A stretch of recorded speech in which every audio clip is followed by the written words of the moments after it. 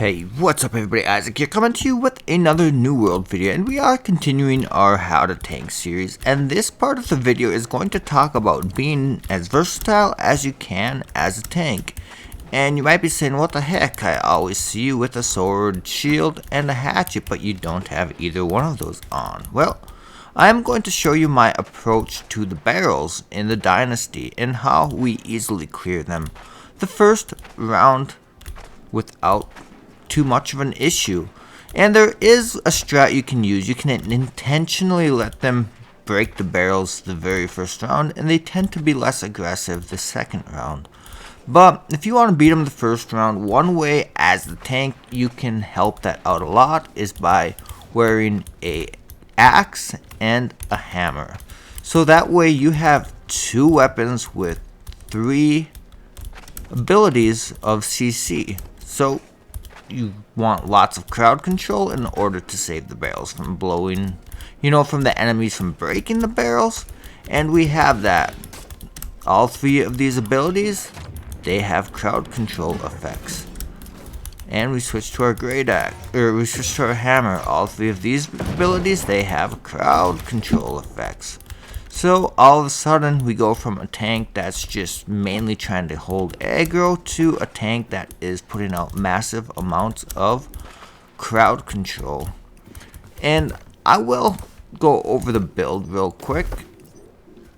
First we will show you our Warhammer. I have pointed this one out in another video, but we'll go over it quickly for this case. We are grabbing the Wrecking Ball, and we're going all the way to the bottom. All 3 of these abilities, they give crowd control. So the Wrecking Ball knocks enemies down. If we go all the way to the bottom, it expands the radius in which we knock them down. Shockwave, it stuns the enemy, and it's also a taunt, so as the tank you definitely want to take. You want to take the skill that allows you to taunt, and on a Warhammer it is the Shockwave. So we take the Shockwave, and then we go all the way to the bottom, which expands the radius of Shockwave to 4 meters. And then we take a look at Path of Destiny. Not that great just off the bat. Does 100% weapon damage, it's basically a ranged attack.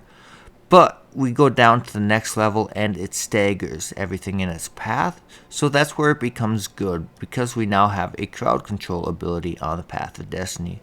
Then we go all the way to the bottom, because the more enemies we hit with it, the greater reduction we have when we go all the way down the tree. Gain in power on heavy attacks, increase damage by 20% for 4 seconds. So can't go wrong there. Adds grit to Warhammer heavy attacks, also grants 12% damage reduction while grit is active. The grit part isn't so important because we're going to have grit anyways. While we're running this, we're going to be at 300 strength. But the 12% damage reduction while we have grit is important, because while we're doing heavy attacks or light attacks, we're going to have 12% less damage on us. And then increase heavy attack damage by 15% against targets under 30% health. Deal 35% extra damage for 1 second after taking damage. Heavy attacks that hit reduce cooldowns by 7%. This is kind of the most important one here. All these are good and all, but really the hammer is just for these knockdowns, and we're going to be switching to our axe for the most part when we're not doing an ability. Outnumbered, increased damage absorption by 10%, surrounded by 2 or more enemies within 3 meters. Obviously very good. You're the tank, you're trying to make everything hit you. So if you can absorb more damage, well, that's going to be beneficial to you.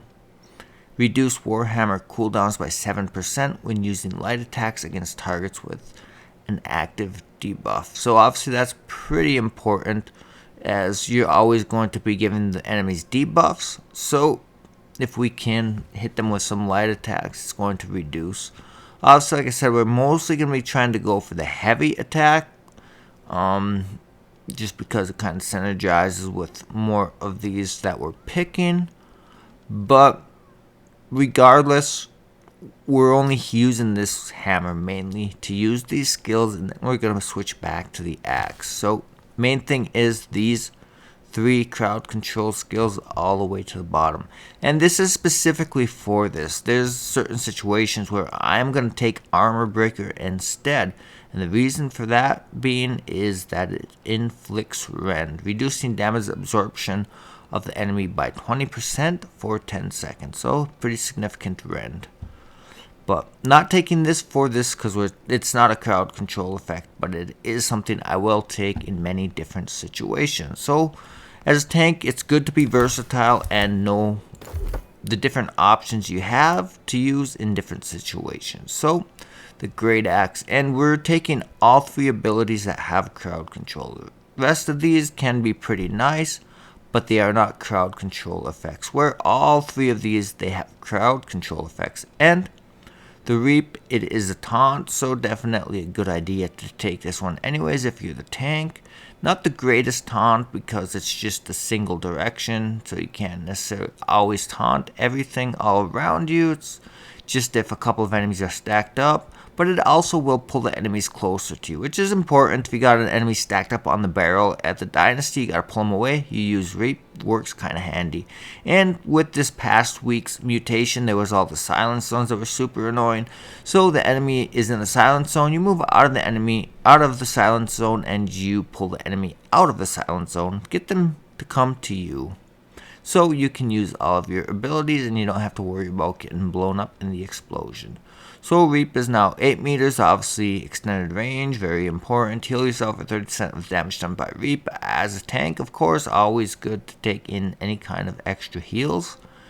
And after pull, perform a spin attack, dealing an extra 115% weapon damage. Obviously, pretty nice to have. More damage we kill the enemies faster is going to be, the more better.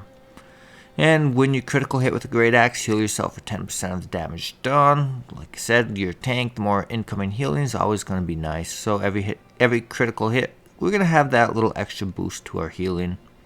And that's a big thing. We are not going to be able to block near as good when we're rocking the hammer and axe, but when we can have all these additional healing effects, like Great Axe attacks against foes below 30% health, heal you for 10% of damage done. See, another one that helps us give some healing effects. So when our weapons give us additional healing, it kind of makes up for some of our inability to be as good at tanking since we don't have the sword and shield. So we're mainly relying on CC, constantly CC the enemy, and when they're CC'd, they cannot hurt you or your teammates. So this is actually a pretty good ultimate to go to, but I do decide to pick this one, and partially because there's so much stuff on this side that I want to take, but also, you know, for the situation, yeah, sure, move 20% faster.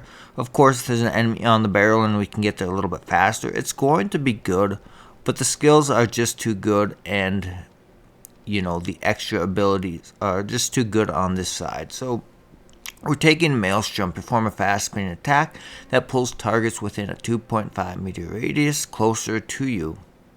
So that's kind of the important part here. Anything that we hit, it is going to crowd control them. So if they're running to the barrel and we're out of some of our other skills, well, we just hit them with this one and it pulls them to us. It crowd controls them. It stops them from running to where they want to run. Extends Maelstrom's pull range by 50%, so of course, if we have a wider radius that it's going to work on, we definitely want that. Consumes all projectiles while Maelstrom is active.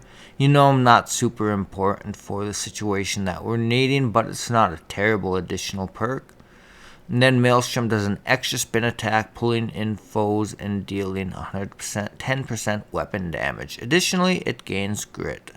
So gaining grit on that last attack that we do, very nice to have. And obviously doing extra damage, obviously very beneficial. And obviously really important though is the part where it says pulling in foes. So we hit them, you know, it's an extra attack that we're pulling them into us for longer. So more crowd control, the more better. And of course, Gravity Well. Everybody knows Gravity Well and just how strong this is, both PvP and PvE. But Gravity Well, an upward swing, dealing 99% weapon damage, projecting a powerful tear. In reality, that creates a vortex up to 10 meters away. The vortex pulls foes within 4 meters to its center and roots them for 1 second. So more crowd control. So pulls them into the vortex and roots them for a second. Obviously, extremely strong ability. One of the best crowd control abilities there is in the game. Increased burst damage by 10% for each foe caught in the vortex. Sure, that's nice to have. Not incredibly important, but it's not a terrible thing to have. Allies gain 10% fortify while standing in your well. And this isn't bad either. Not crazy, but it's not bad to have. You know, you're constantly trying to stack enemies up and then DPS them down in a group. So oftentimes you will have allies that are within your gravity well. And sometimes a dangerous thing that can happen, you throw a gravity well and it sucks a bunch of enemies right on top of one of your teammates. And that extra 10% fortify, it just might not be enough to save them, but it's not a bad bonus. So let's go over the extras on this side. Not taking this one, but if you get hit while holding a great axe and are below 50% health, gain 40 stamina. Wouldn't be a terrible one to take, but I just feel like there's better ones to take. So after you cause a pull, your foe is rooted for 0.33 seconds. Obviously, that's an extremely short amount of time, but sometimes it's just enough to allow you to catch up with them. You know, you use an ability, even your heavy attacks. You know, I think we have to get to that ability. We'll talk about that shortly. While holding the great axe, gain 10% damage when 3 or more foes are within 4 meters. So it's going to be pretty often for the specific situation that we're using our axe in. So we're going to take that one. And we're mainly going to be trying to use our axe when we're doing damage in this situation. Heavy pull. Heavy attacks with a great axe pull foes closer to you. So that's another crowd control ability added to our great axe. So that's one of the reasons we're mainly going to use our hammer for the skills. And then we are going to grab our great axe and do everything else. You know, obviously we're going to use our abilities on our great axe, but whenever we're not doing an ability, we're going to be attacking with our great axe. And one, because I feel like it does a better job of AoEing many things down, but also once you add the pull to your heavy attack, obviously that's more crowd control. More crowd control is better. But also, I have a better axe. Corrupted Bane, you know, I got the Chain Arcane and Insatiable Gravity Well on this axe. So the Corrupted Bane, very, very nice to have. And I actually don't have the Corrupted Bane on my hammer. I don't have a good hammer leveled up for Corrupted, but nonetheless, using this, it's going to add Sundering Shockwave and Thwarting Strikes. So we're dealing 12% additional damage while you have active grit, which is pretty much all the time if we're doing any kind of attacks. Normal, regular, heavy, light attacks, whatever. We have 300 strength, so they're going to have grit. And then Ancient Bane, obviously this doesn't help us, but it gives us 15% damage, so we only have an additional 12% damage. Obviously, if we could have the additional 15% damage, that would be the way to go. But I'm the tank, and DPS weapons aren't my main thing, so I haven't invested in a hammer just for this one specific situation on this specific run. But yeah, that basically covers all of that kind of stuff.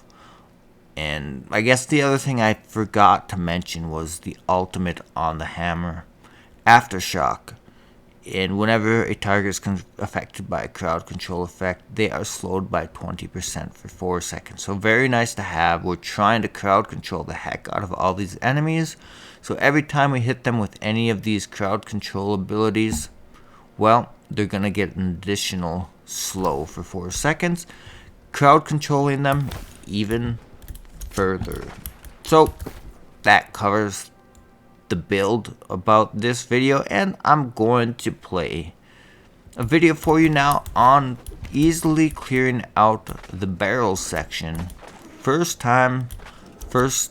you know, first round, no barrels blowing up. So I showed you the build, but now I'm going to show you just how incredibly effective CC can be, even from a tanking standpoint.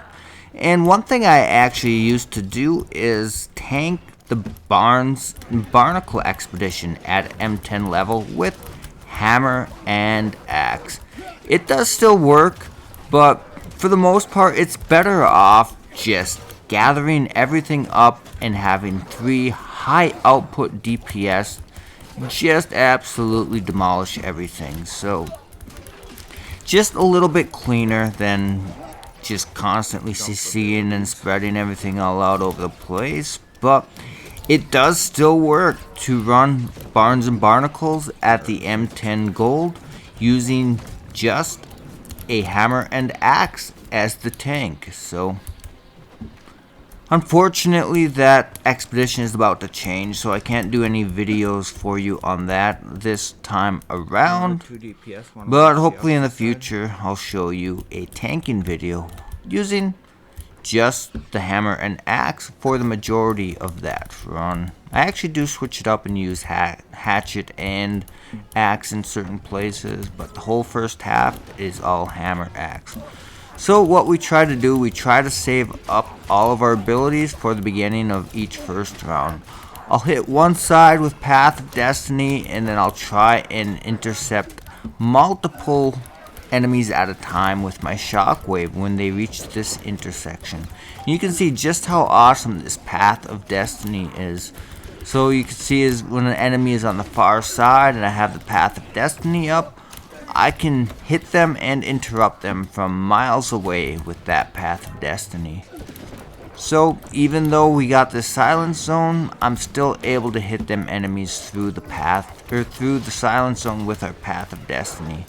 Definitely gets a bit hectic when you got that silence zone in such an important place, but we run across the silence zone, interrupt them with our CCs.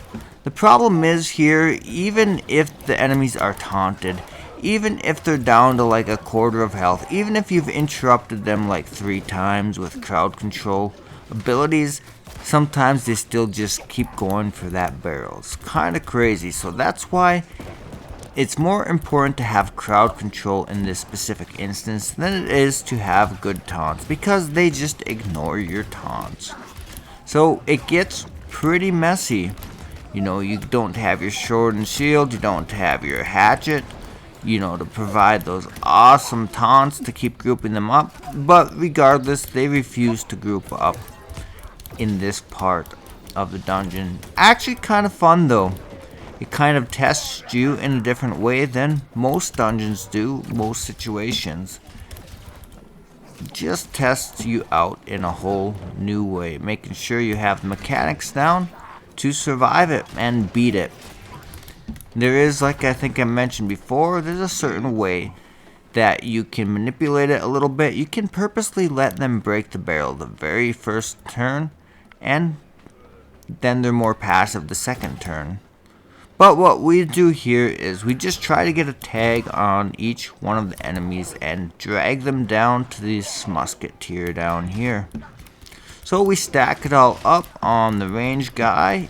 Melee comes to the range doesn't come to the melee, so stack on the range, you take it all out in one big group of AoE damages, and works out perfect timing. We get the silent zone right here as we're killing off the last of them, so that means we are going to be fresh on abilities, good to go as soon as the first wave starts.